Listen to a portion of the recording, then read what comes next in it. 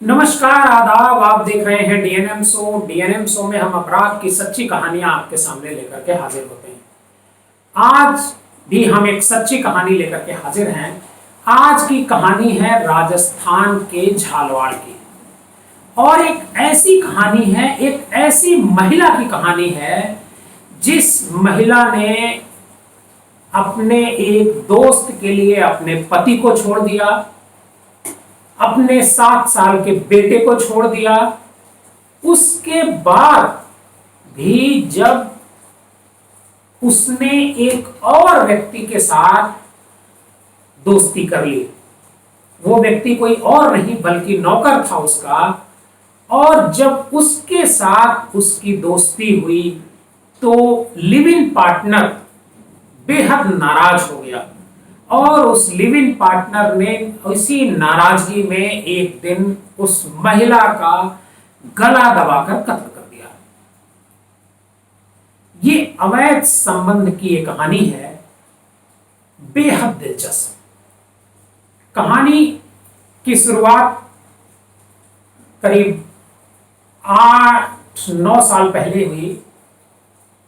राजस्थान के झालवाड़ में ममता बागड़ी नामक एक लड़की होती है, उसकी शादी झालवाड़ में होती है। वो अपने पति और परिवार के साथ बहुत खुशहाल जिंदगी गुजार रही थी। उसको एक शादी के करीब 1 साल बाद एक बच्चा भी होता है, और उस बच्चे के साथ उसकी जिंदगी और अच्छे तरीके से गुजरने लगती है। बच्चा करीब 7 साल का हो जाता है,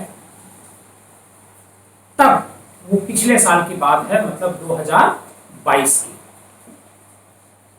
अचानक उसकी मुलाकात एक दिन गांव के ही एक और लड़के से उसकी मुलाकात होती है, जिसका नाम होता है तूफान बागड़ी। तूफान बागड़ी से उसकी मेल मुलाकात होती है, और मेल मुलाकातों का जो सिलसिला शुरू होता है वो एक दिन दोनों के प्रेम में कन्वर्ट हो जाता है। ममता बागड़ी तूफान बागड़ी के प्रेम में इस कदर दीवानी हो जाती है कि वो अपना घर बार छोड़ने तक को एक दिन तैयार हो जाती है। अपने बच्चे, अपने पति को भी छोड़ने को तैयार हो जाती है। जब ममता बागड़ी और तूफान बागड़ी के संबंधों की जानकारी उसके पति को होती है और उसके घर वालों को होती है, तो दोनों में कहासुनी होती है।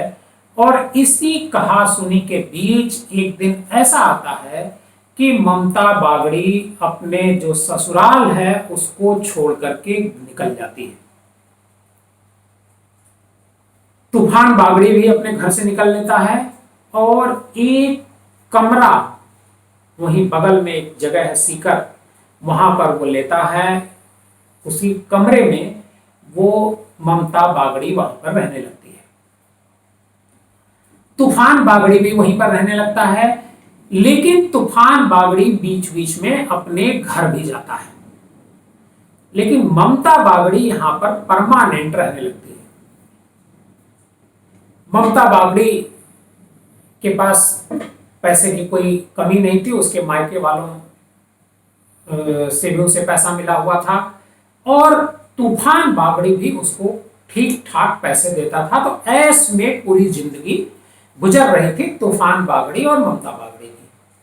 दोनों लिव इन में रहते थे, लेकिन बीच बीच में तूफान बागड़ी जब अपने गांव चला जाता था तो ममता बागड़ी को थोड़ी दिक्कत होती थी। मतलब बाहर से कोई सामान लाना हुआ या और कोई बात हो, तो उसकी वजह से दोनों को असुविधा होती थी। ममता बागड़ी ने तूफान बागड़ी से कहा कि भाई एक हम लोग क्यों ना नौकर रख लें, तुम कभी कभी रहते नहीं हो, और नौकर रहेगा तो हमारा सारा काम भी हो जाएगा। कोई सामान लाना है, कोई और भी बात है, तो उससे हम कह सकते हैं, और एक सिक्योरिटी भी होगी। तो उसी इलाके का एक लड़का होता है रवि, उसे नौकरी पर रख लिया जाता है ममता बागड़ी और तूफान बागड़ी के घर पर। तूफान बागड़ी जब बाहर रहता है, अपने मतलब अपने गांव चला जाता है, तो ममता बागड़ी और रवि दोनों अकेले होते हैं घर पर। इसी दौरान ममता बागड़ी और रवि के बीच भी नजदीकियां बढ़ने लगती हैं।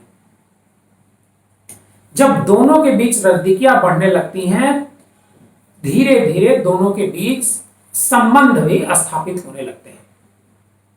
जब कभी भी तूफान बागड़ी नहीं होता है, ममता बागड़ी और रवि के बीच संबंध स्थापित होते हैं। रवि बागड़ी उसी के बेड पर सोता है। इस बात की जानकारी एक दिन तूफान बागड़ी को हो जाती है।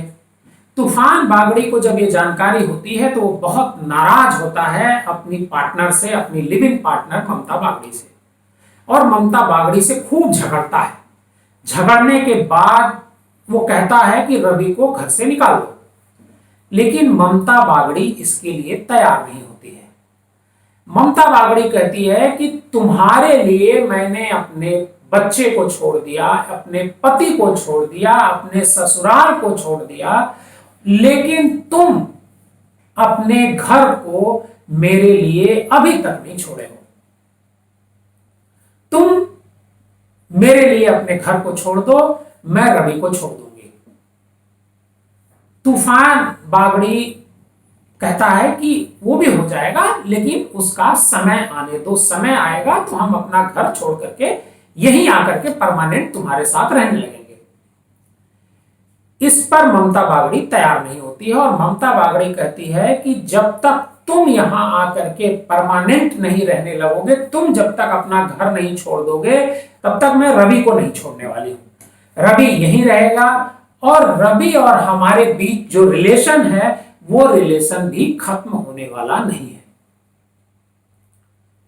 ममता बागड़ी ने तूफान बागड़ी को साफ तौर पर यह संदेश दे दिया। करीब 2 हफ्ते पहले, मतलब फरवरी की, इसी साल फरवरी 2023 के अंतिम हफ्ते में तूफान बागड़ी अपने घर जाता है। घर जाकर के फिर वापस आता है। होली के 1-2 दिन पहले तूफान बागड़ी यहां रहता है, लेकिन होली के दिन तूफान बागड़ी यहां नहीं होता है।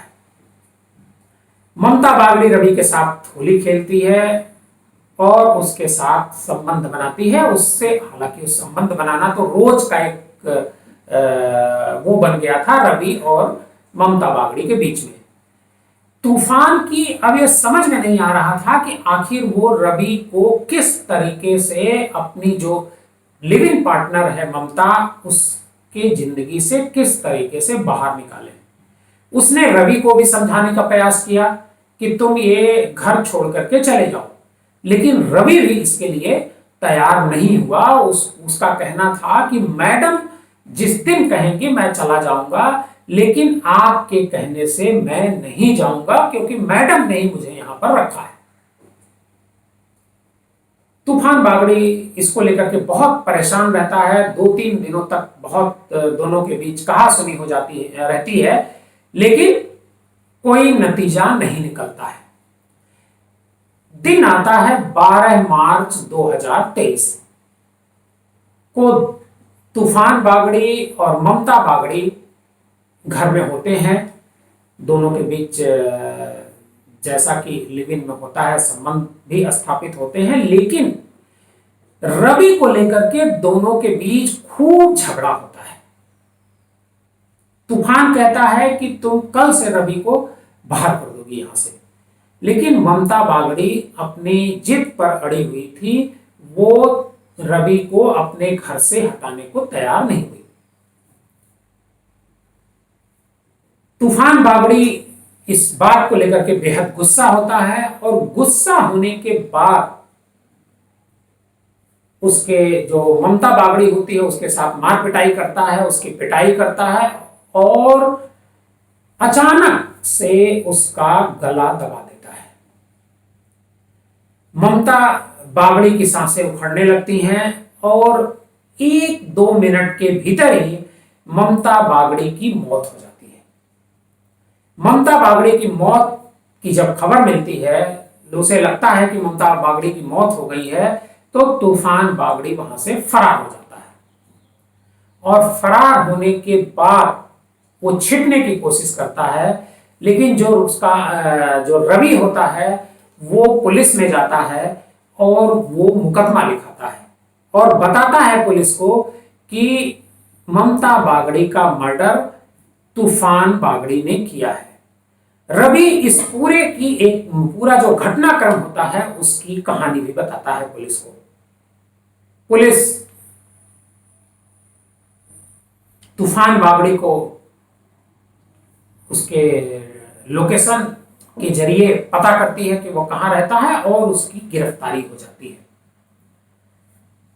तूफान को जब गिरफ्तार किया जाता है तो जब वो कहानी यही कहानी बताता है कि ममता बागड़ी को मैं यहां लेकर के आया था, लेकिन ममता बागड़ी को आदमियों का शौक था, वो आदमी बदलने की शौकीन हो गई थी।